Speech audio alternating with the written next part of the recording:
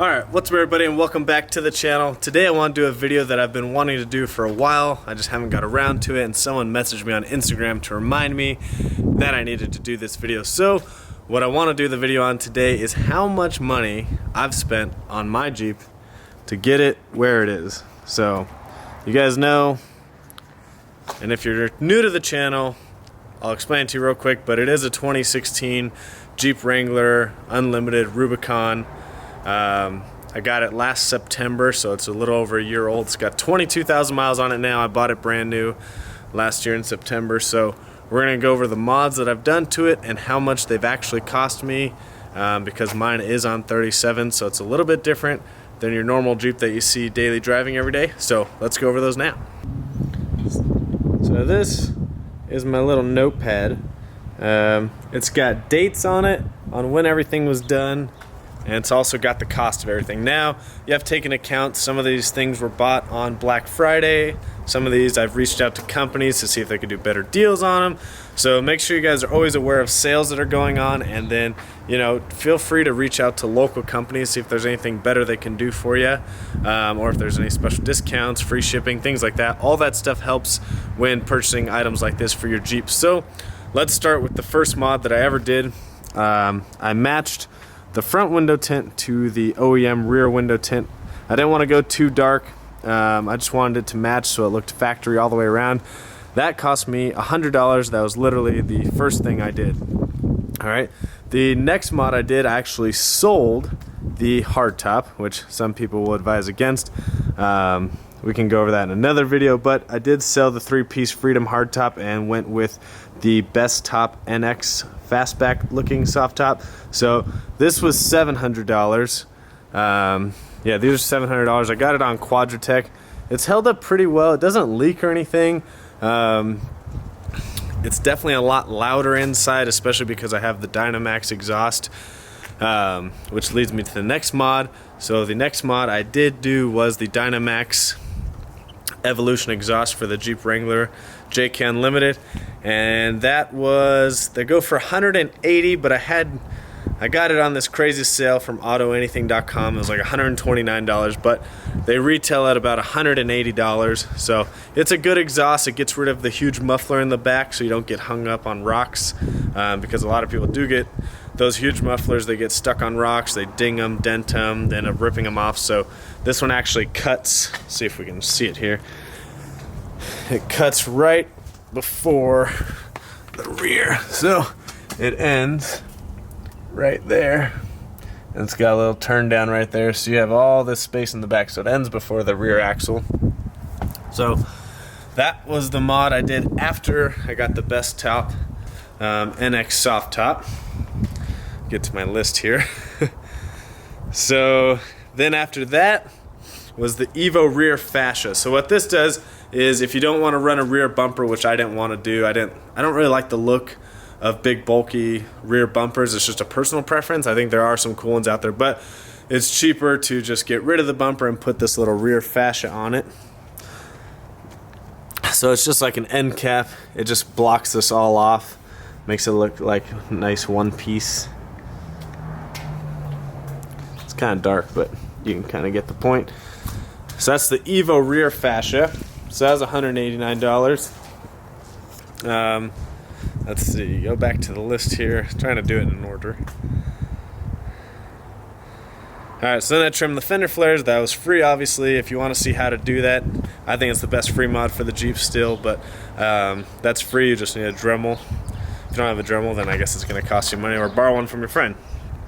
So then I did the 4-inch Evo lift kit with the front lower control arms. That kit is about $1,200. I did get it for $1,100 on a Black Friday sale through Wes at Trail Jeeps. So like I said, make sure you're paying attention to sales such as Black Friday. That's a huge one for aftermarket companies, so Black Friday is always a good time to get those.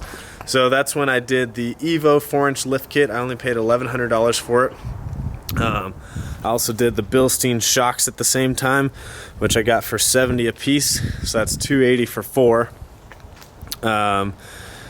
And in my other video, I talk about the best riding lift kit. I go into more depth more detail about the Evo lift kit. If you want to see that video, just go to my previous videos.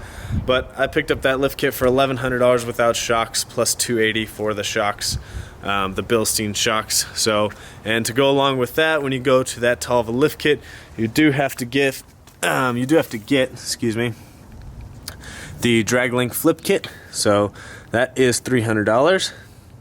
So got the drag link flip kit. So just flips this here, flips the drag link, and then yeah, that's pretty much it. So then while we're here, I have the RPM aluminum tie rod with 1-ton tie rod ends. Sorry, it's kind of dark. That was $400, and it does come with a new steering stabilizer clamp, which is pretty cool. Because I actually, when I had the stock tie rod, I had a lot of problems with the steering stabilizer moving because of the weight of the 37s. So with that new steering clamp, it doesn't move at all, which is really cool, and I bent my tie rod. So I upgraded to that one. I do have a video on that one also. If you go to my previous videos, it talks about the strength of the aircraft grade aluminum. It's a really good tie rod, so definitely check that out. Then, obviously, to go along with the lift kit, I have to do, well, you don't have to, but if you go 37s, you definitely want to do seat gussets. If you do 35s, you should do them just for extra insurance, but 37s, you should absolutely do seat gussets. It just protects anything from bending in there, so definitely get those. That was, let me check the price on that. That was $350 installed. So I think they're only about $120, but then you got to pay someone to weld them in and paint them. That was the only thing I didn't do on the Jeep myself, was I did pay someone to weld it and paint those. Well, they paint them when they're welding them in. So if you can do that on your own, I think it's only $120 for the Evo C gusset. So they're actually pretty inexpensive. It's inexpensive insurance, so definitely a good thing to have when going 37s. So and then to fit the 37s on the stock wheels, I had to do 1.5-inch wheel spacers from Poison Spider. Not Poison Spider, from Spider Tracks, which were $200. So you can't see them, but they're back there. They're 1.5-inch. And then we got the 37 by 13.5-inch Cooper Discover STT Pros. Yes, these are 13.5-inch on a stock wheel. I haven't had any problems with them. They've got over 15,000, easily 17,000 miles on them, and I have 5 of them. Okay, so that's $1,500 for 5 of them. Plus, I've got the Evo hinged tire carrier for the actual spare tire. Those are $650. You can get those on Quadratech, Trail Jeeps, Northridge. Any of those websites have them. While we're back here, I have the Evo license plate bracket. You can't see it, but it goes through the tire, and it's got a little bracket for the license plate. And then it actually has mounts for roto packs, so you can have 2 roto packs on each side. Alright, and then while we're back here, I've got the Mopar actual antenna kit from Mopar. So with the CB radio, that was about $150, and I like this one because it's 3 feet, so you can see it barely sticks. Damn, shut up, dog. It barely sticks above the fastback or above the top, whereas some of my buddies have the 4 foot and it sticks way up there. So I think the 3 foot looks pretty good. Hey, shut up. I don't know why that dog's barking at me.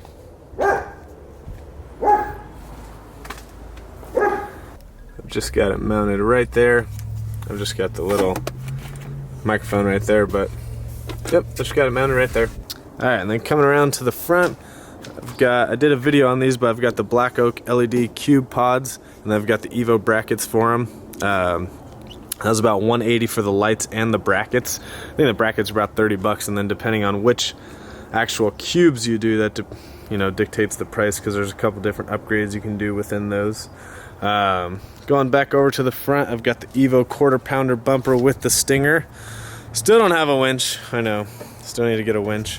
I was able to make it fit without relocating the vacuum pump, but it's a little bent, but it still works. But they make a bracket for that. I think it's like $30 or $40. You can just move that out of the way and it totally moves it into the engine bay. But yeah, I've got the Evo 1/4 pounder with the Stinger. And that one was $650 with the Stinger. I've got the Ace fender liners up front. Those are 200 bucks. And if you guys saw my most recent video, I added these little lights to them. But so yeah, those were 200 bucks. I think those are a really good investment. They've got these nice vents to dissipate heat, so they work out pretty well actually.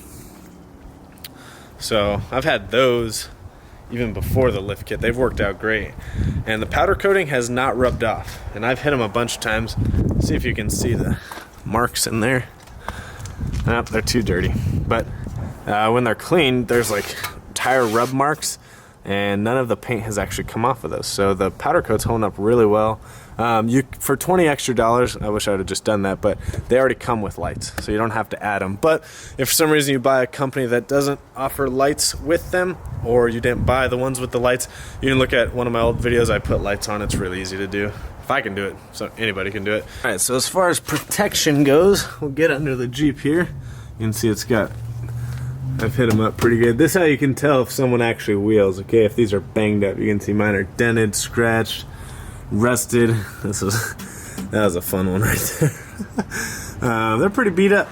But anyways, I've also added the Evo oil pan skid, which I have not hit yet, and the Evo trans skin. The reason why you want the trans one is because there's a hard line on the transmission that hangs down, and if you hit that, your fluid is screwed. So these are two very valuable pieces to get. They're really cheap insurance, because if you hit your oil pan, you're screwed, and if you hit the hard line on the trans, you're also screwed. So those are good things to have. I still haven't hit them, but they are there just as extra insurance, just kind of like with everything else on the Jeep. You know, it's a just in case. You want to be prepared. So the oil skid was $129, and then the trans skid was only $89. I definitely recommend both of those.